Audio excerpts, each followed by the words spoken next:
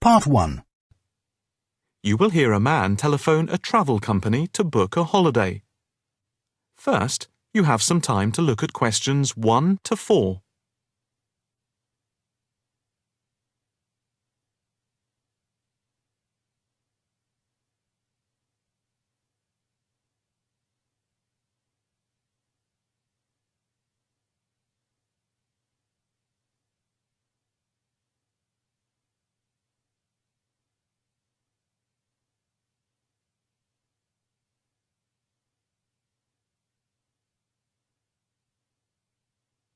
Now the test will begin. You should answer the questions as you listen, because you will not hear the recording a second time. Listen carefully and answer questions 1 to 4. Good afternoon. Italia Breaks. My name's Margaret. How can I help you? Hi. I'd like to book a short break in Italy. Hotel and flights combined. Anywhere in particular? Yes, Venice if possible. We've been looking at some of your brochures, and I want to check if you have any special deals. Right. Let's have a look and see what we've got. Right. OK. I've got the screen up. Can you just give me a few personal details? Sure. First, can I just take your name, please, and a contact telephone number? Certainly. It's John Framlington. That's Framlington. And I'll give you my mobile number. I can't always remember it. Yes, here it is. It's 07987 441192. 441192. That's it. And how many people is it for? Just 2 adults. OK. Any particular price range? It's our first wedding anniversary, and we... Congratulations! Thank you. So we wanted somewhere nice, but not too expensive. We would like to make it something to remember. Maybe in the medium price range. OK. How many nights do you plan to stay? 5 nights only. That gives us plenty of time to do sightseeing and to relax. Right. That's 5 nights only. And what type of hotel? We initially thought of going for a 5-star, but that might be too expensive. So we've been looking at 4-star hotels. We've got quite a few in our brochure, but the one I would recommend is the Hotel Scotland. It's 4-star, and I know there are rooms available because I have just made a booking for another client there. I didn't notice that one. I don't know how I didn't see it. It's easy to miss them. I've also stayed there myself, as we sometimes have to go and check out the hotels. And of all the ones I visited, this was my favourite. Oh, right. Before you hear the rest of the conversation, you have some time to look at questions 5 to 10.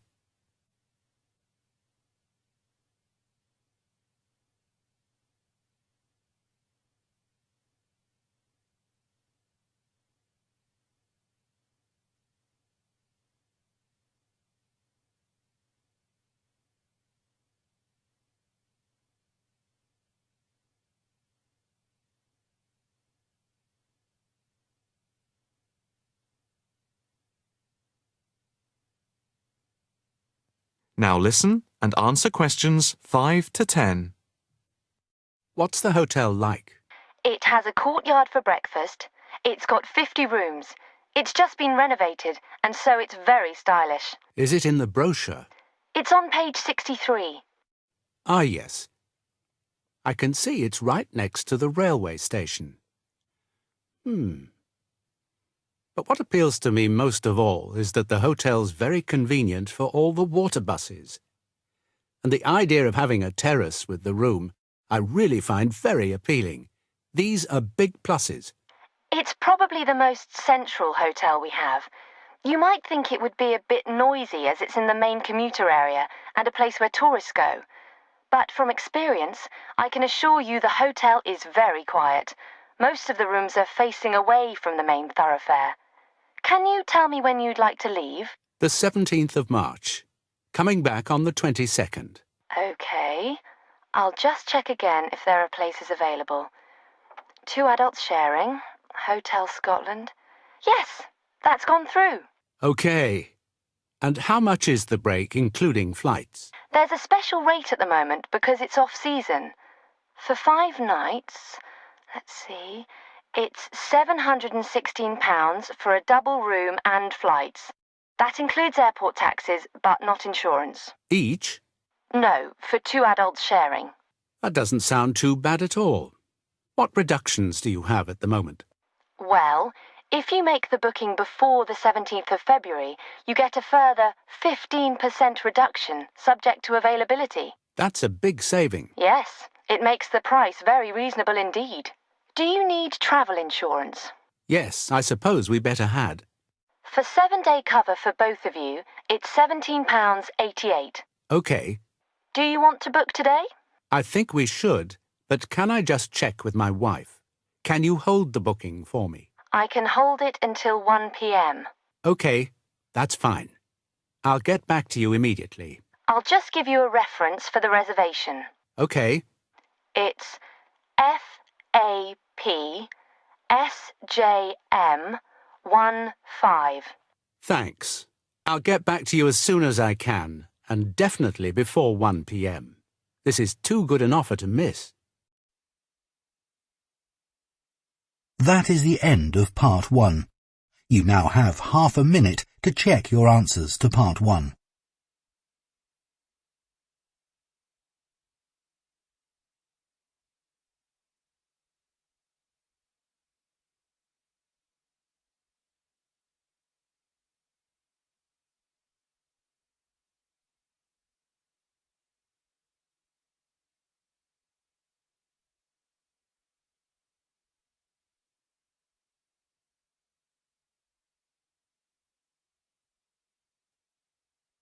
Part 2. You will hear a talk by a counsellor on plans for the development of an old industrial site. First, you have some time to look at questions 11 to 13.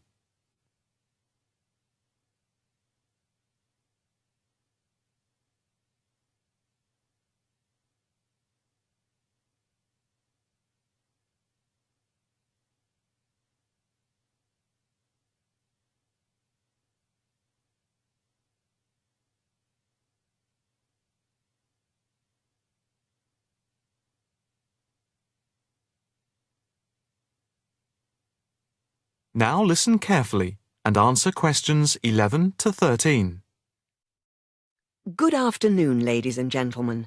My name is Councillor Norma Boyd, and welcome to this exhibition about the development of the old paper mill factory and gasworks site, which has been lying unused for more than a decade. There has been pressure on the council to use the land to build a training centre and a small business park. However, we have been encouraged by local people to create an open area for the benefit of the community, providing much-needed space for recreation. And I now have pleasure in announcing that the plans for the creation of a park, to be called Park Royal, and for flats, have now been approved. I'm also pleased to announce that we have secured sponsorship from local organisations. More detailed plans of the developments are available from the council website, details of which are in your pack. In the meantime, I'd just like to take you through the plan here on the screen. Before you hear the rest of the talk, you have some time to look at questions 14 to 20.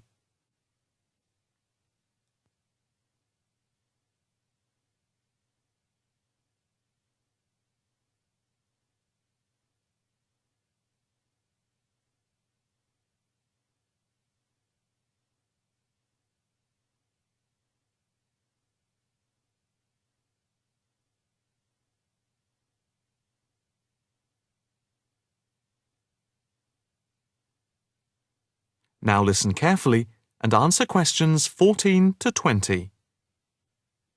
If we start here at the bottom, you can see Parkside Street, where the main entrance to the park is. On the left of the entrance, in the bottom left-hand corner of the plan, there will be a block of 40 studio flats, On the other side of the entrance, there will be some workshops for local businesses. There will also be another entrance here, on the top right, which leads into Pear Street.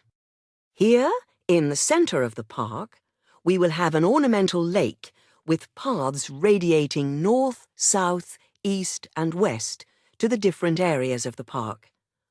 In the top right-hand corner, just by the Pear Street entrance, there will be a large sports area with 2 football pitches and 4 tennis and volleyball courts. Just here, beside the pitches, on the same side of the path, will be an outdoor swimming pool. Now, in the top left-hand corner, a walled flower garden is planned with a rockery and a water feature with walkways, seats and lots of shady areas for the summer. Next to this, a sculpture garden is also planned. Now, let's see. Just here, below the walled garden, there will be a grassy amphitheatre with a permanent covered stage for open-air concerts. We hope that local schools and colleges will use this theatre to showcase student work. In the bottom left-hand corner of the plan, you can see that above the block of flats there will be a play area for children, and directly to the right of this, just near the main entrance, there will be a wild area. More trees will be planted here, and in the middle will be built an educational centre for use by local schools to encourage children to take care of the wildlife and look after the trees and plants. And finally, in the bottom right-hand corner of the park will be a cafe, opening on to Pear Street. And now for questions. If anyone would like to ask anything, I and my colleagues are only too happy to oblige. Yes, the lady in the front row, if I could... That is the end of Part 2. You now have half a minute to check your answers to Part 2.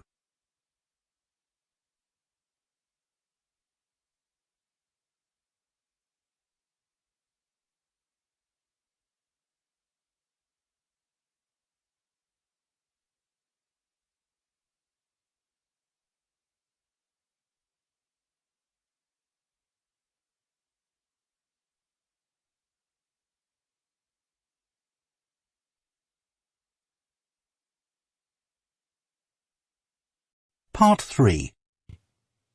You will hear a female student inquiring about changing her course. First, you have some time to look at questions 21 to 25.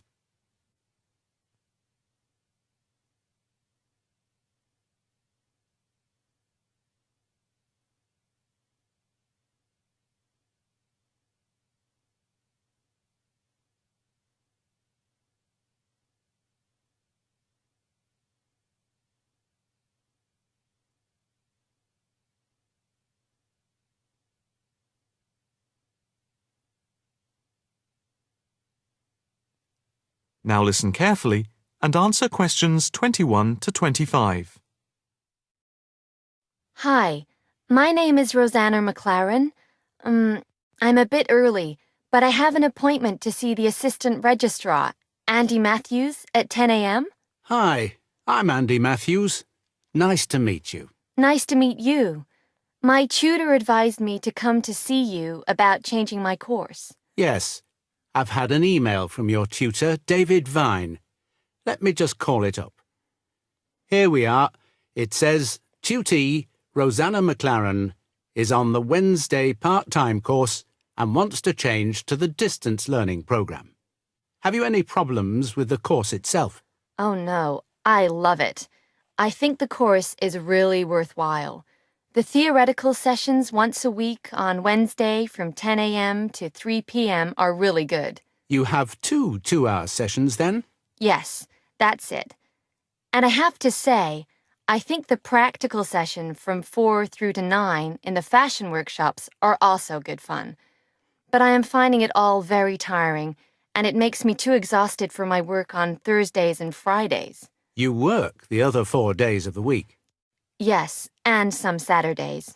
I see. So, what do you want to do?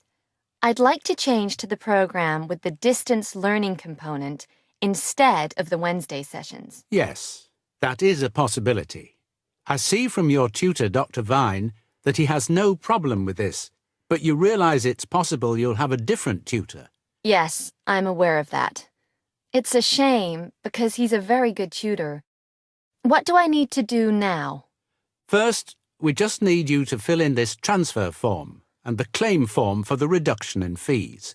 Oh, I didn't realize it was cheaper. Oh yes, it's £1,000 less a year. It gets even better. Can I start the distance learning program from now? I don't see why not. I just need to get a signature from your tutor, which should take only a short time. I'll email it to him now, and then he can sign it and put it in the internal mail. Okay. But I also need to go through with you what is involved in the distance learning program to make sure you are clear about everything. Well, I understand I attend the weekend course once a month, and that I can book a bench in the fashion workshop at any other time. You have a computer at home for the distance learning? Oh, yes. I have the necessary equipment for making video calls over the internet already. It's the flexibility of the distance learning over the internet that is very useful. And what makes it even more interesting is that I don't have to spend a lot of time traveling to and from the university on the Wednesday. I can adapt it to my own routine, as I will be able to do the theory over the internet from home when I want. The same is true of booking a tutorial online using Skype. Yes, it is amazing, isn't it? It's in its infancy, but it's been up and running for a year now, and it's going rather well. Can I just ask if it's possible to have a face-to-face tutorial at any time as well? There is no reason why you shouldn't be able to. Before you hear the rest of the conversation, you have some time to look at questions 26 to 30.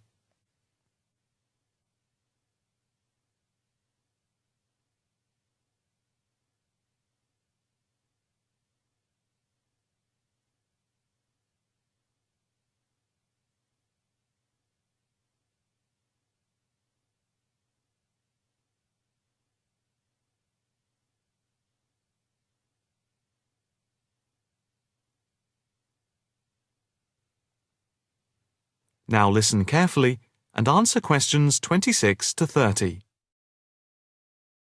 What about the assessment for the distance learning? I take it that it's the same as for the other program? Let me see. Each month you are expected to keep a written course diary and to present a seminar paper, and at the very end of the course there will be a written exam which will account for 30% of the total marks. What about the coursework? How much does it account for? The design portfolio, which you need to present at the end, accounts for 50%.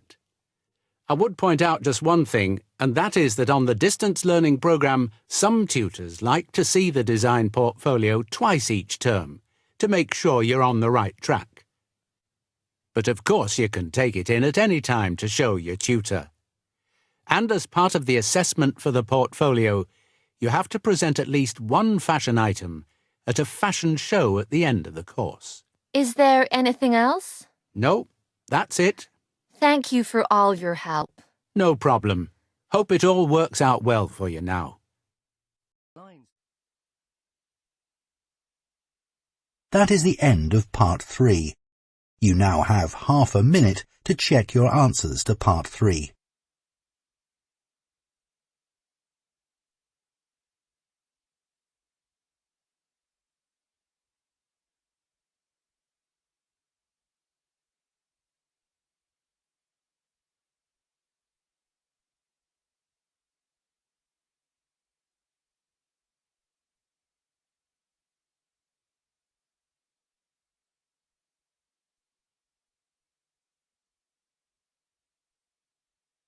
Part 4. You will hear a talk on the effect of architecture on people's mood. First, you have some time to look at questions 31 to 40.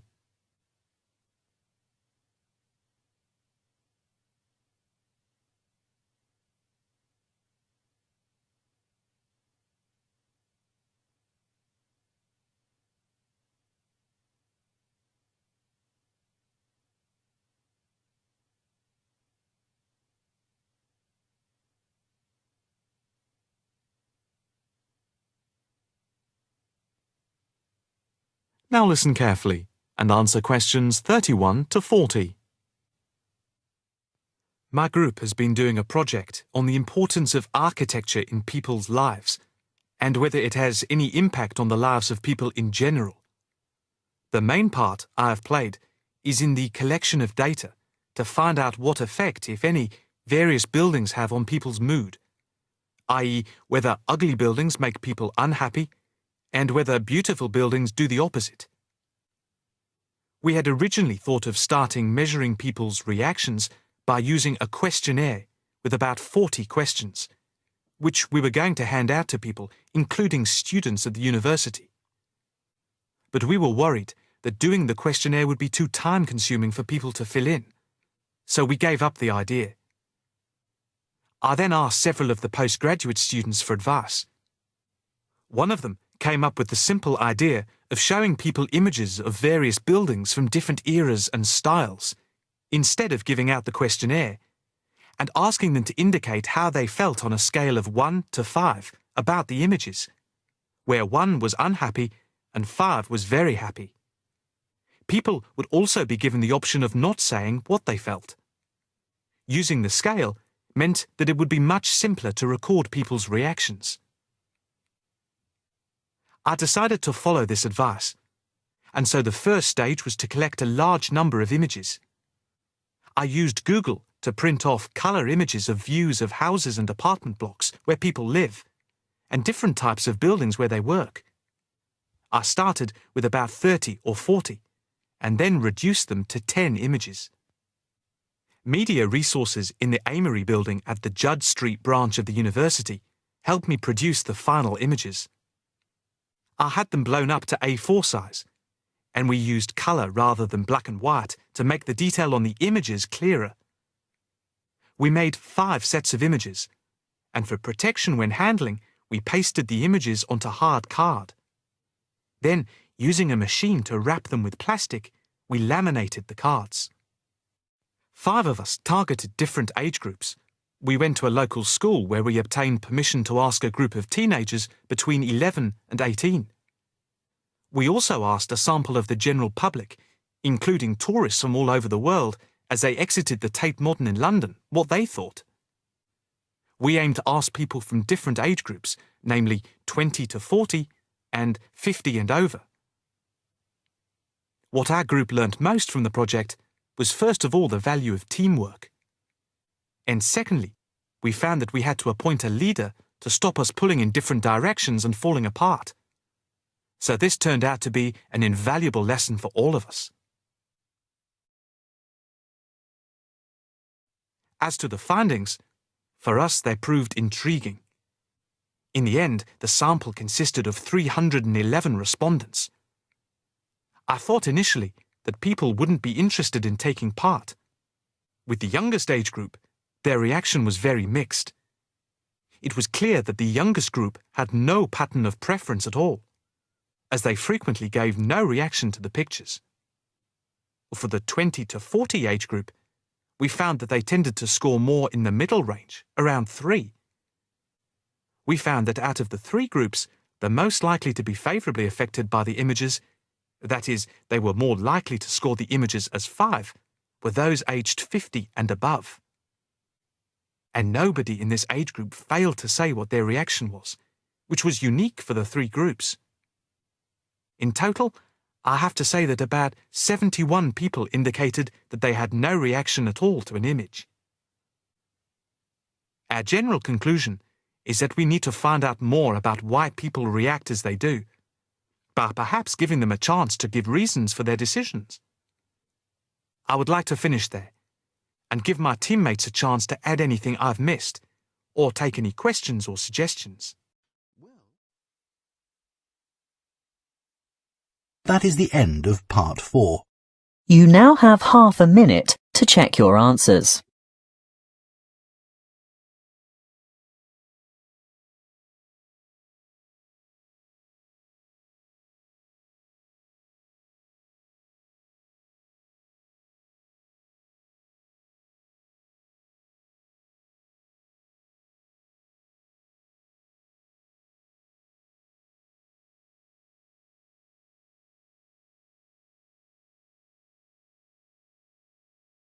That is the end of the listening test. You now have 10 minutes to transfer your answers to the listening answer sheet.